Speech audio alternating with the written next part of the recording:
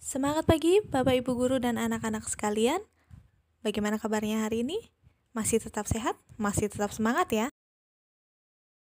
Seperti biasa, mari pagi ini kita bersama-sama merenungkan firman Tuhan sebagai dasar bagi kita untuk melaksanakan kegiatan kita hari ini. Mari kita awali renungan kita pagi hari ini dengan menyanyikan sebuah lagu, Berikanku Hatimu.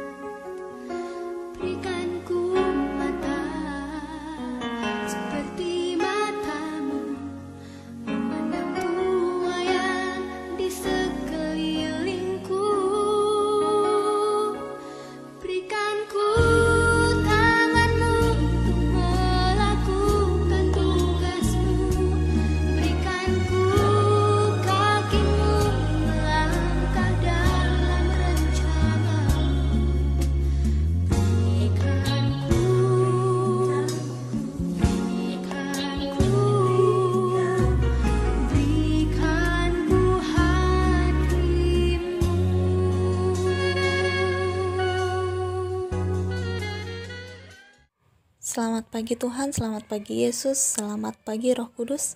Terima kasih atas perlindungan-Mu dalam istirahat kami semalam. Hingga pagi ini kami dapat kembali menikmati berkat-Mu. Kami dapat kembali mengucap syukur pada-Mu. Dan pagi ini Tuhan kami ingin bersama-sama merenungkan firman-Mu. Ajar kami mengerti, memahami, serta melakukan firman-Mu di dalam kehidupan kami. Amin. Bapak Ibu Guru dan anak-anak sekalian, bacaan kita pada pagi hari ini terambil dari 1 Korintus 15 ayat 19 hingga ayat yang ke-28.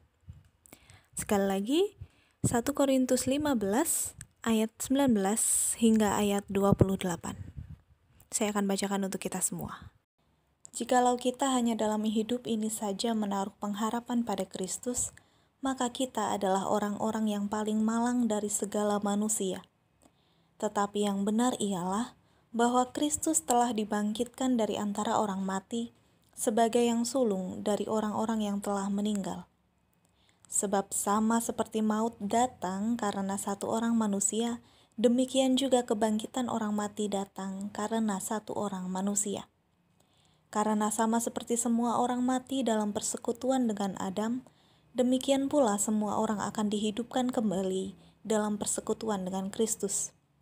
Tetapi tiap-tiap orang menurut urutannya, Kristus sebagai buah sulung, sesudah itu mereka yang menjadi miliknya pada waktu kedatangannya.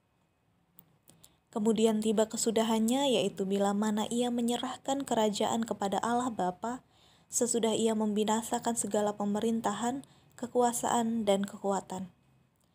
Karena ia harus memegang pemerintahan sebagai raja sampai Allah meletakkan semua musuhnya di bawah kakinya. Musuh yang terakhir yang dibinasakan ialah maut, sebab segala sesuatu telah ditaklukkannya di bawah kakinya.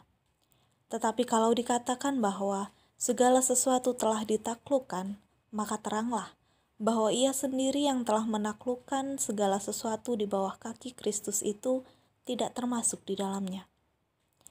Tetapi kalau segala sesuatu telah ditaklukkan di bawah Kristus, maka ia sendiri sebagai anak akan menaklukkan dirinya di bawah Dia yang telah menaklukkan segala sesuatu di bawahnya, supaya Allah menjadi semua di dalam semua. Renungan kita pagi hari ini diambil dari Renungan Wasiat hari Selasa 21 April 2020 dengan tema Satu perbuatan. 1 Korintus 15 ayat 22. Karena sama seperti semua orang mati dalam persekutuan dengan Adam, demikian pula semua orang akan dihidupkan kembali dalam persekutuan dengan Kristus. Efek domino adalah sebuah efek kumulatif yang dihasilkan saat satu peristiwa menimbulkan serangkaian peristiwa serupa. Istilah tersebut lebih dikenal sebagai efek mekanikal dan dipakai sebagai analogi barisan berjatuhan dari domino-domino karena satu tindakan dorongan kepada satu domino yang disusun berdekatan satu sama lain. Wikipedia 2019. Kepada jemaat di Roma, Rasul Paulus juga pernah menjelaskan kaitan antara Adam dan Kristus dalam Roma 5 ayat 12 hingga 21. Dunia memiliki pengharapan baru karena Kristus, sebab dosa tidak selama-lamanya menjangkiti manusia.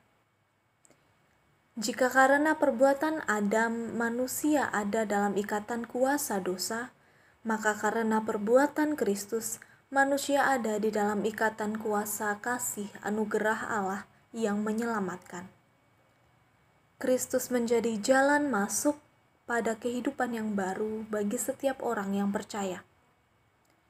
Seringkali orang memandang remeh satu perbuatan yang dilakukan dalam kehidupan, entah perbuatan kejahatan maupun perbuatan kebaikan.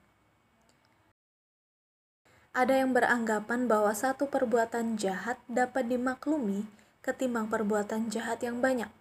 Sebaliknya juga, kadang satu perbuatan kebaikan dirasakan kecil dampaknya dibandingkan perbuatan kebaikan yang dilakukan secara masif.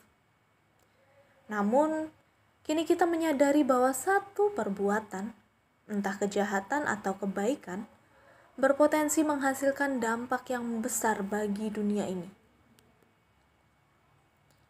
Karena demikian, mulai hari ini jadilah cerdas dan cermat dalam melakukan satu perbuatan.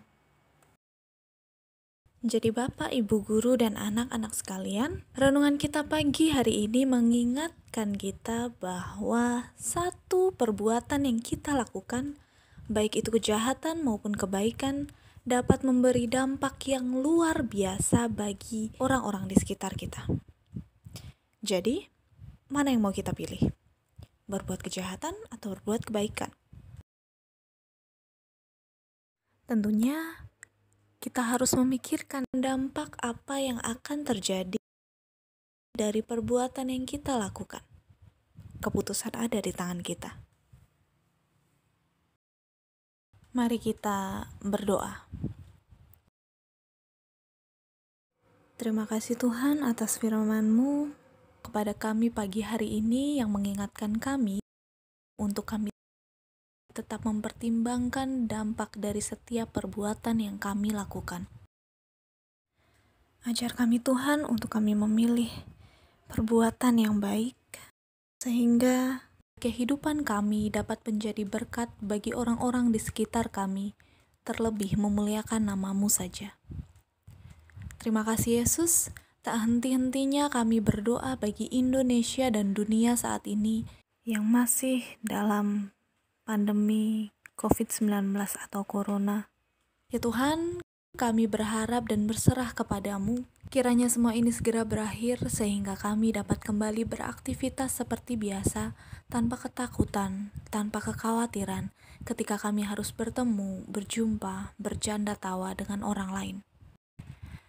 Kami juga berdoa bagi kegiatan belajar mengajar kami pada hari ini, baik Bapak Ibu Guru maupun anak-anak kami. Engkau beri kami hikmat, kebijaksanaan, kekuatan, dan kesehatan, sehingga kami dapat menjalani hari ini dengan sukacita, dengan perlindungan dari-Mu. Terima kasih Yesus, di dalam nama Tuhan Yesus Kristus kami telah berdoa, mengucap syukur, dan serahkan kegiatan kami sepanjang hari ini. Amin. Oke, demikian renungan kita pada pagi hari ini. Kiranya dapat menjadi tuntunan bagi kita dalam kita melakukan setiap perbuatan kita. Selamat belajar bagi anak-anakku dan selamat mengajar bagi Bapak Ibu Guru. Kiranya kegiatan belajar mengajar hari ini dapat berjalan baik dan berjalan lancar sesuai dengan rencana. Tuhan memberkati.